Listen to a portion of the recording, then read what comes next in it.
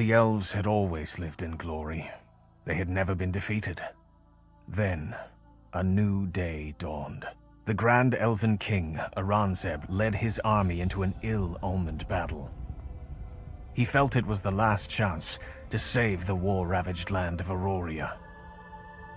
Aranzeb had known Kyrios, his enemy's leader, for decades. However, any affection between them had long vanished. Hate was the only emotion they shared. Hate as well as hurt. When Kyrios finally slew Aranzeb, a dagger of betrayal pierced every elf's heart. Bards had long sung of the beauty of the elves' forest and the sophistication of its people. But that single defeat changed their fates forever. Their forest razed, their palaces reduced to rubble, the elves became refugees. Cloaking themselves in seclusion, they turned their backs on everything, save their memories. Throughout centuries, elven culture has remained frozen. Resentment and anger are passed down through generations like well-polished stones. All young elves devote themselves to the pursuit of revenge, training only in battle. Would Aranzeb be happy to know his people choose to live like this? To abandon all hope of king or kingdom until Kyrios pays for his transgressions? Such questions are considered deeply treasonous. The elders are now all warriors, studying the art of bloodshed instead of philosophy. Their sole purpose is preparing their people for the coming war. Still, they can only do so much. The true future lies in the hands of the young. And secretly, more question the destiny of their race. One youth in particular. He discourages elves from forsaking all other learning, in order to focus only on the past. He knows that at times change comes only through oblivion, but elves have too good a memory. They need to learn that sometimes you must forget in order to live.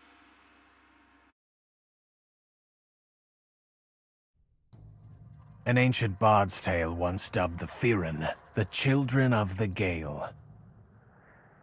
Firran kits learn to run before they can walk, a must for a race as restless as the wind. Usually settlers record their lives or build towers in the ground, but not the Firran. They see no need for hearth or home, and require little more than dew to moisten their throats and meat to fill their bellies.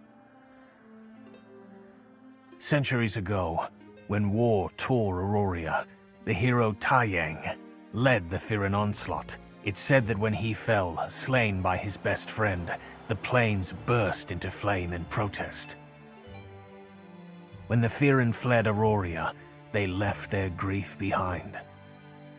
The wind of their new range brushed their tears away. Other settlers were puzzled by the cat people's feral ways, especially the wealthy Harani. Their suspicions jinxed peace from the start. No Harani was ever praised for his genial nature, and the clash with the Firran came swiftly.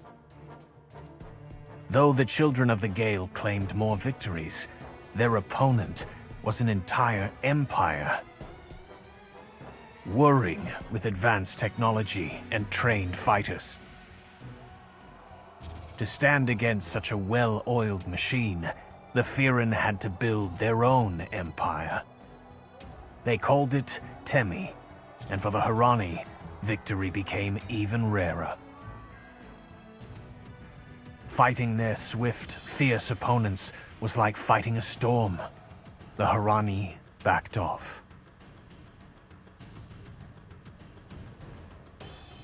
Meanwhile, the Firran grew accustomed to their homestead and began assimilating Harani ways. The Harani bided their time, waiting for the Firran to forget how to fight like the wind. This time, when the Harani struck, their domination was absolute. The Temi Empire shattered like ice, sending shards of Firran back to the wilds. But the wind does not stay quiet forever. Nomads again, the Firran found strength in the plains. They left their grief in the Temi ruins and let the wind brush away their tears. Their power and might rose like a thunderhead. Hundreds of years passed. Seers announced the birth of a new great Mara. He was to lead the Firran back to the plains of their ancestors, on Auroria, just as Taiyang had prophesied. The key will be to keep the history of Temi from repeating itself. To reclaim the plains, not by building an empire, but by embracing the wild nature of the wind, by embracing the spirit of Taiyang that still lives in you all.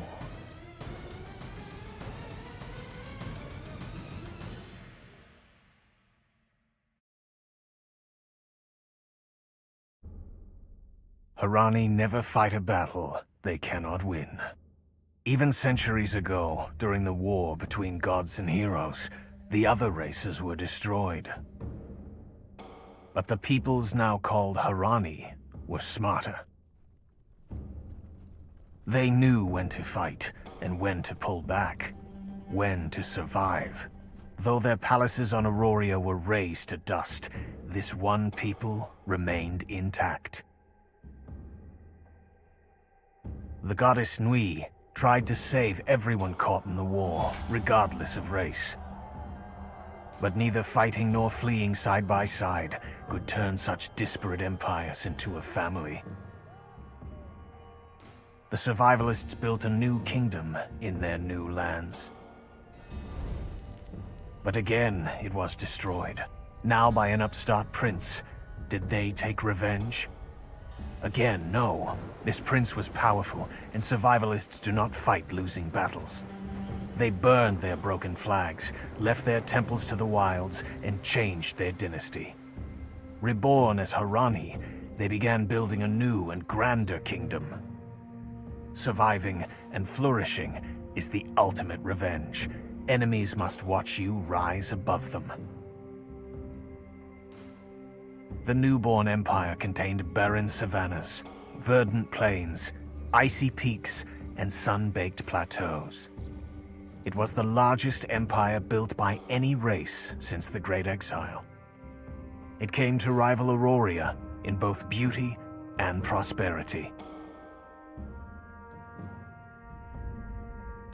Then, disaster. The Empress died, and her sole heir vanished. Rival factions split the empire. Many abandoned their homes in the jungle capital. It wasn't seen as a risky move. True survivalists can survive anywhere. Perhaps criminals like the Shadowhawks are the other side of this coin. They too do whatever it takes to survive, to profit, to flourish. They will deal with anyone from king to beggar, knight to thief. What most Harani don't know is that this crime guild carries their true name. On Auroria before the war, the most glorious and legendary survivors were known as Shadowhawks.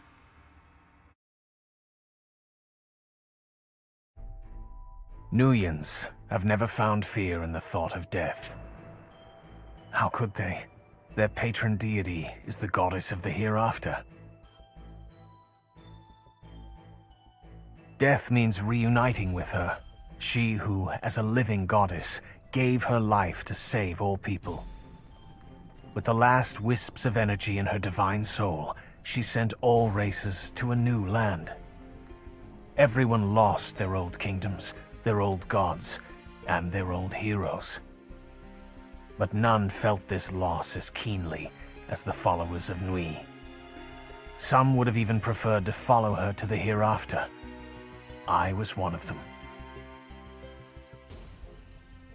On their new continent, the Nuians found nothing but ancient, untamed wilds. They dreamt of their magnificent civilization back on Aurora. But their reality had shrunk to leaky lean-tos and rocky fields that would not yield. The elemental specters that had ruled the area for eons tormented Nui's chosen endlessly. They reigned from an ancient labyrinth hidden in the forest. The powerful Archmage Solzrian led an assault on the maze, wresting control from the spirits. The elemental specters retreated. They knew that the owner is always he who holds the key. Solzrian built a grand castle over the labyrinth, declaring whoever conquered it would be king. Following this rule, the Nuians reclaimed some former glory and learned to love their new land. However, roads remained smooth only for so long. A young upstart shunned the labyrinth and rallied an army to conquer the lands he desired. Even the two greatest Nuian cities fell. He consolidated power, dubbing his kingdom Two Crowns, and forged a new kind of peace. Until tragedy struck again, a royal assassination. The Nuians struggled to carry on. None realized that a dark secret had infected the kingdom, and that was the problem. The Nuians wasted time battling each other when their real enemy was this tumorous darkness. The Nuians cried out to their goddess for answers, but received nothing in return. The statues they'd carved simply gazed down at them with a cold, stone benevolence. No other race could ever understand that pain. My pain, the longing for Nui. But no matter what, they are still children of the goddess. Some are even marked with her love. As for me, I will keep my promise to protect them. They just need to remember. The war that began centuries ago is not over yet.